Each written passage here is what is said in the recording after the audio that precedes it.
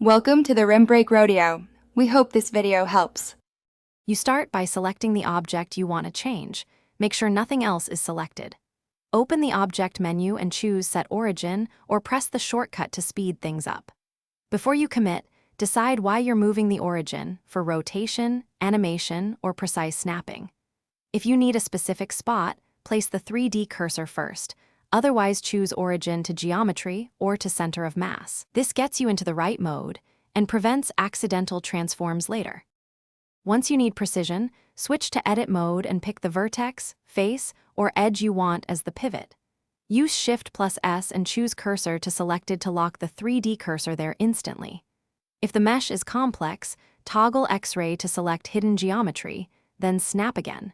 You can also enter exact coordinates in the sidebar 3D cursor fields to guarantee accuracy.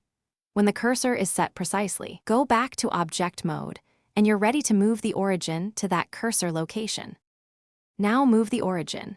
In Object mode, select Set Origin and pick Origin to 3D cursor or Origin to Geometry depending on your prior steps.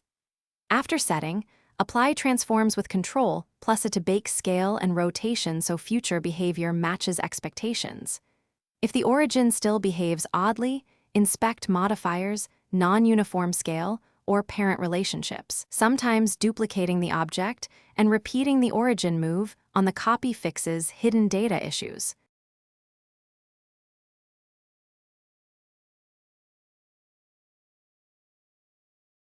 Thanks for watching. Consider subscribing if we helped you.